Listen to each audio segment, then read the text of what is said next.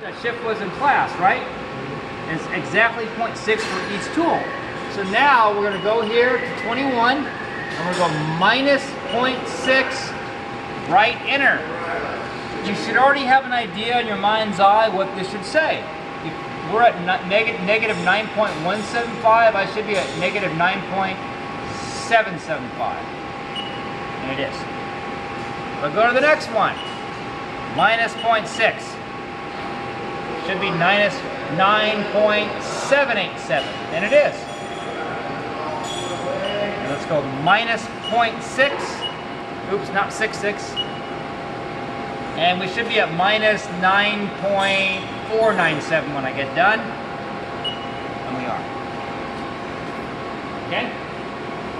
So now again, I want to see your numbers before you run the machine. It's really easy to make a mistake here. But we're all set to run the checkers. See, there's part of a checker here. So get that out so we don't confuse that with ours. That was obviously a bad setup or something.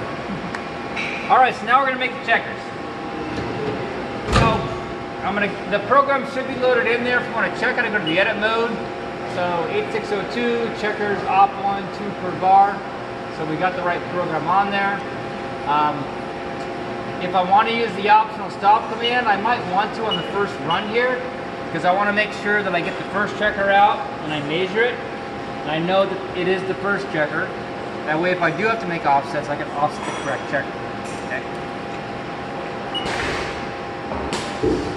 Always be ready to stop it. If you want to, you can hit feed and hold right before you get to the part. And if you have the check screen on, which is this screen, current commands, you can adjust the readings so that you have like either distance to go called up.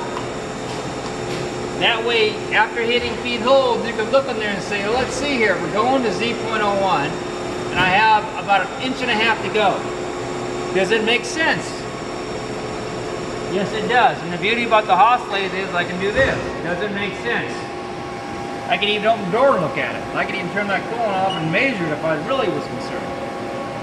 Okay? This is something you can't do nearly as easy on a Fenneker. Alright, so it all looks good. We're going to close the door. We're going to turn the spindle on, turn the coolant back on, and we'll let it proceed.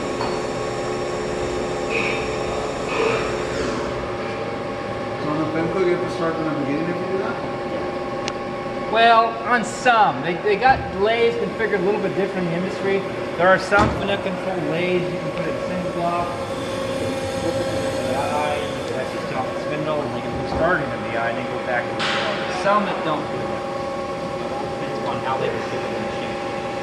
Alright, so our first operation, this is an important number to take right here, and you say, oh, it's just a rough tool. Well, here's the problem. You just did the setup, and what you want to do is you want to make sure that, now I don't know how that happened. Why am I taking too much material? Maybe I got a bad number. Maybe the caliper's reading wrong. This should be about 760, and I'm getting 735. Did I add something wrong? Did I misread 25 thousandths on the micrometer? I might have. Wouldn't be the first time. This is, well, is there a wear offset? It probably got cleared out when I set it up, but that's something that's a good one to check. There is no tool wear. Okay, so this is the reason why you always want to check what the rough tool did. Because if I ran this part all the way through and I saw it was undersized, I probably would instinctively offset the finish. And then I'd run the next part. And then I'd wonder how come the offset didn't take. And then I'd offset the finish tool again. And then I'd wonder why, how come the finish tool didn't take. But in reality, the finish tool had nothing to do with scrapping the part. It was the rough tool. Okay? So I'll check my setup number when I'll go ahead and run this part and get it all done. But yeah, I'm going to recheck that setup number. I might have made a mistake. Would not be the first time.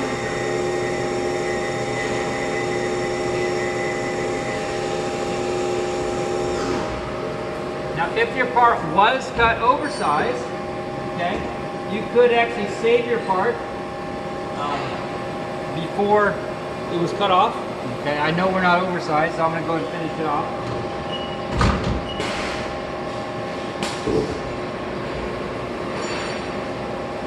So this is parting off our first.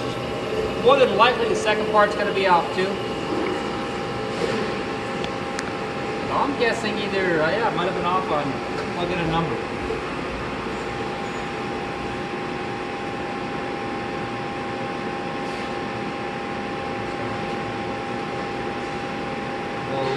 Down there. So here's our first checker. Close the door. I'll take optional stop off and I'll let it run the second checker. Now I realize we just did a setup, so I want you guys always ready to stop this guy. Okay.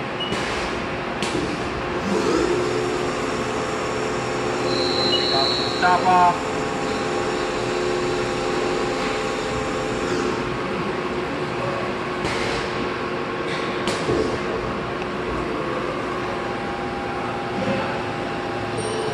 Mark that off, and we can check a few things. We can check the overall length. Overall length's about 470, so that's pretty good. We want to make sure we leave it a little bit extra long. But yeah, that diameter, I'm guessing we're off by the same on the second one.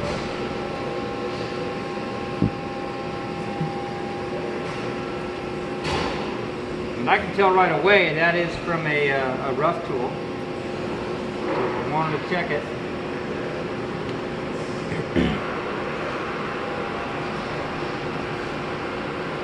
So it looks like our Z's are pretty good. Yeah, our Z's are fine. And the finish will maybe set fine too, but something happened in the course of setting up that rough tool, because I'm getting 4,735 right there. Okay, so it's actually off by almost exactly 25,000. So if I wanted to recheck that tool, the rough tool, I can revisit that X value. So by doing that, I'll probably go to MDI, run this spindle speed again so it sets it to 500. Okay, there. Come down to my first tool.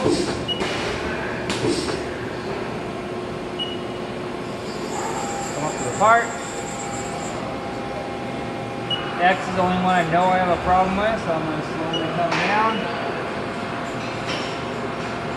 Touch the bar. Get just enough I can measure. And I want to get a full diameter, so I'm going to go and cut a little more here.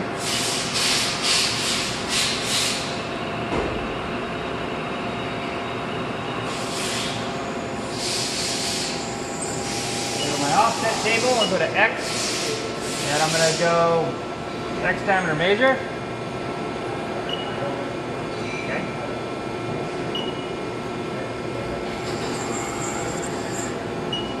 We're going to mic the part. Maybe I'll caliper the part.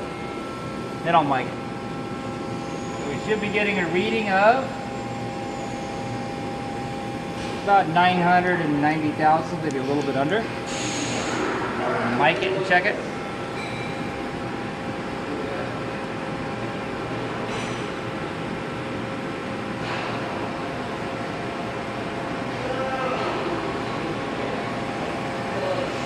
About 985, oh 988 approximately. So I'm going to type in 988. I'll say right enter.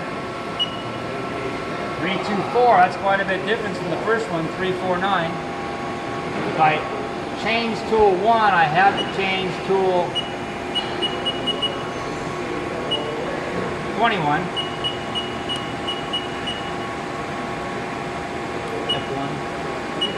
Oh, 324.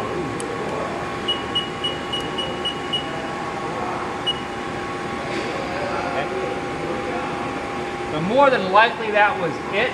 That's off by 25 thousandths. So when I glance at this micrometer, because we have so many different mics here, I may have misread this by 25 thousandths, because it's easy to see when you got all these different mics, if the barrel's over a little bit, that's an easy mistake to make.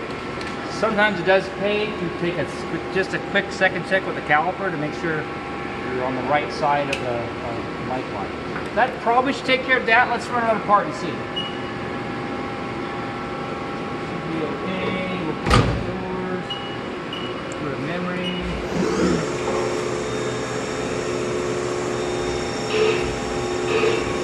Now here's a case where I might want to check what the rough tool did, because that's where I first saw this mistake. So I'm going to put the optical stop on, let it finish, and see if I have corrected this problem. And I have. 760. Okay. So. Alright, so this should make parts we can measure now.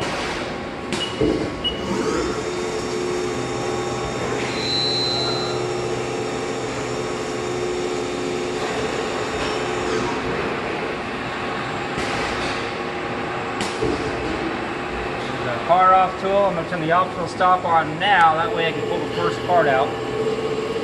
Know that it's different from the second part. Shit.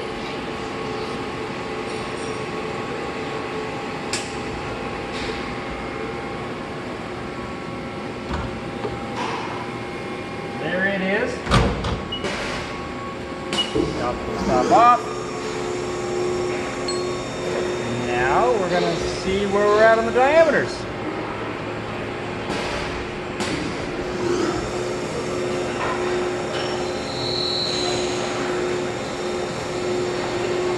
.748, right where we want to be. So we got a good checker there. And hopefully we got a good checker here.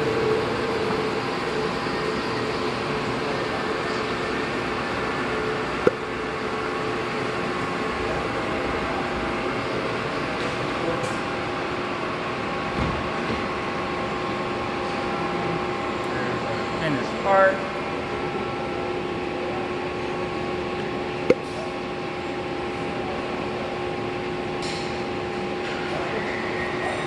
Here's a case where the back part's coming out about 749.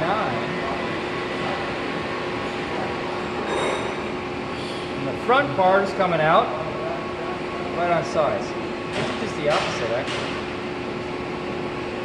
What that is.